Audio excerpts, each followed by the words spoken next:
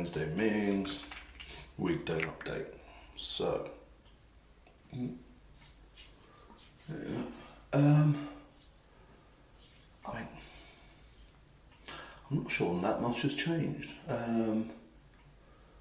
Really, I should watch the previous updates to be sure what I said. But that's, worst comes to worst. I say the same thing as last time. You know that nothing's changed.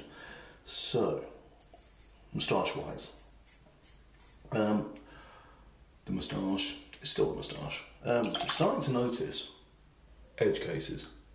So, I made all these rules about what a moustache is at the beginning, and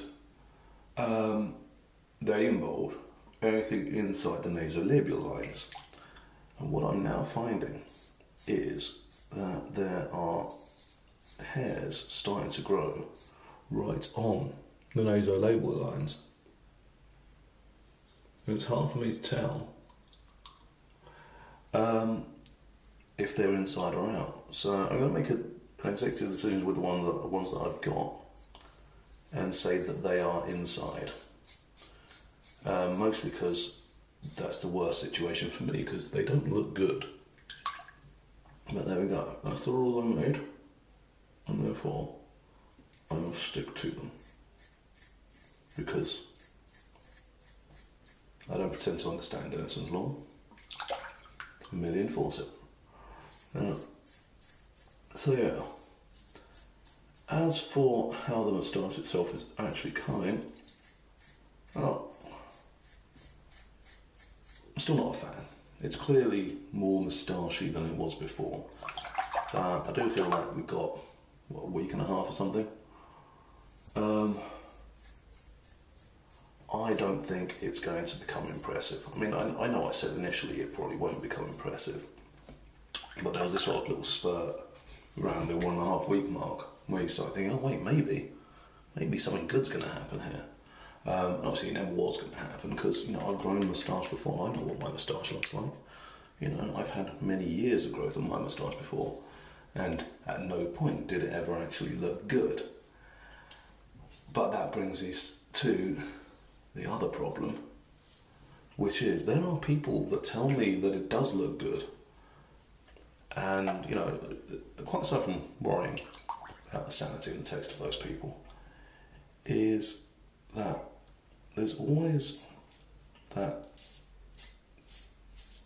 tiny remote possibility that I'm going to find a lady in the next couple of weeks who likes me, and the thing that attracts her to me is the moustache. And as much as I don't like my appearance, not that I don't like, as I don't care about my appearance, I don't particularly like my appearance, but I don't care about my appearance, I still don't want to have a moustache. At least not one that looks like this. At least not any moustache I could grow. And so, yeah,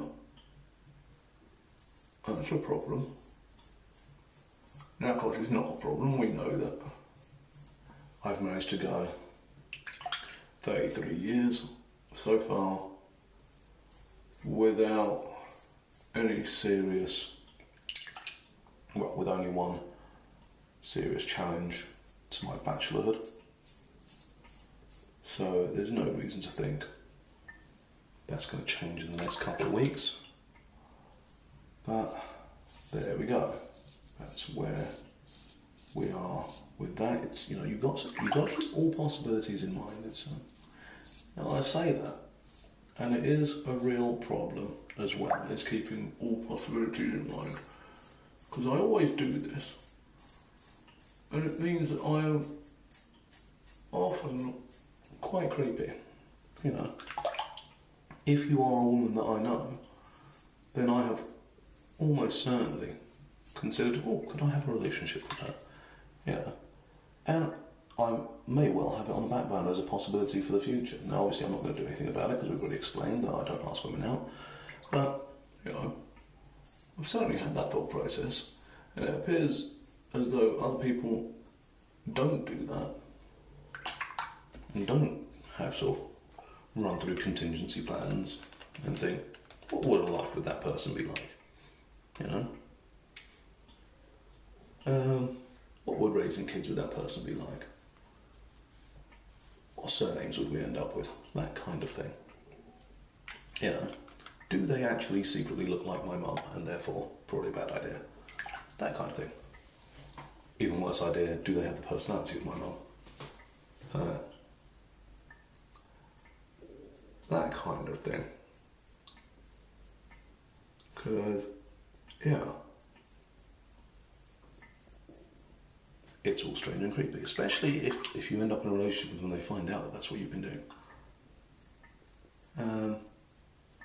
Or I presume that's what it would be. Once again, it's too much forward planning.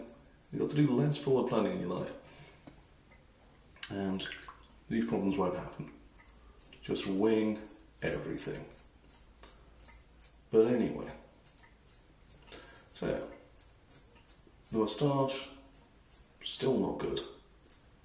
My opinions on moustaches still stay the same. They can look good, but I cannot grow them well. I mean, really, it's just an issue with me and hair generally, you know. The hair on the top of my head does not grow in a useful way. The hair on my face does not grow in a useful way. And so, that's just to resign myself to that, but equally, you know, as much as I would like to just shave my head and be done with it, once again, there are people who think that I look better without a shaven head, who think I look better with a bit of a crop going on, who think I look better with sort of stubble all over type situation. And I don't know what to do with that, because once again, I have no idea who ends up being the person who actually matters when it comes to that. Who ends up being the person I end up with, if anybody. And so I have to keep changing it. I have to keep, you know, varying what I look like. So anybody that would potentially be interested in me will be able to say, oh, hang on, that's a look I like. And it's not a shallow thing. It's not a thing about, oh, you know, wanting to go out with somebody for their looks or anything like that. You need to have some sort of attraction there, you know, before you can actually go out with somebody. And yes, the personality is a big part of that. But, you know, if there are things that are straight up putting you, I mean, this is what regularly happens when I'll be looking through the various dating apps and I'll say, oh, she's attractive, however, she reminds me of X, Y, or Z person. And you know, it's those little things that there'll be something just off-putting about a person that means you couldn't have a relationship. There'll be something that will always be in there. And if that thing is a moustache, is a beard, is, you know, the shape of the chin or something like that, those are things that can be fixed. But if somebody doesn't know they can be fixed, then why would they make the effort? You know? So that's that. The other thing, obviously, that people will want to know about is my thumbnail and how that's doing. And I'm sorry to say, it still doesn't look like it's coming off. It does have a ridge on it. I'm not sure if it had it last week, but it's reasonably recent. So it has developed a ridge around this side here, where it seems like there's just thicker scab below it, and therefore, you know, it ends up just popping up. Also, what happened this week was that it started developing white nail, that is, loose nail, along the top. Not like where you would want white nail to be, not anywhere else. And that meant that I was able to start trimming it, which went fine. I was quite worried that the trimming process, the clipping process, would force something the wrong way and begin the inevitable lift off of the nail. But apparently not. It actually just cut normally. And, you know, we're now very close to the scab. Like the scab is now very much part of the front part of the nail, the part that will be cut next. So next time I clip my nails, that's going to become an actual thing that I'll have to deal with. That will actually be part of the nail that's being clipped off. But for the moment, it hasn't been. The nail just appears to be, growing kind of normally, which is weird. And I don't know what the ramifications of that are, because I've got something I didn't tell you about was a couple of weeks ago that I stubbed my toe and ended up breaking my big toenail. I just had a big crack in it, and that just bled normally, thankfully. But then I worry that what's going to happen after that is I'm now going to have sort of like a square where the nail just doesn't make contact with the bed underneath, and that will forever be loose nail, will forever be white nail, which is going to look weird, certainly. So, and I have no idea what this nail is going to do with respect to that. Is it just going to grow out normally afterwards? Or actually is the whole thing going to be like, nope, you don't connect anymore? It'll be interesting to find out, but I dare say these particular videos will not be where you'll find out about them, because it looks to me like we're not actually going to get any significant movement after all.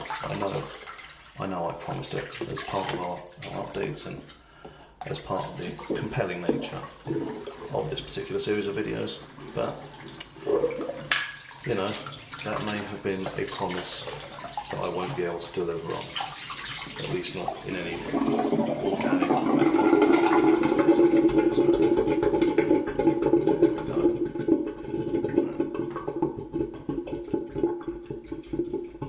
And yeah, that's where we stand.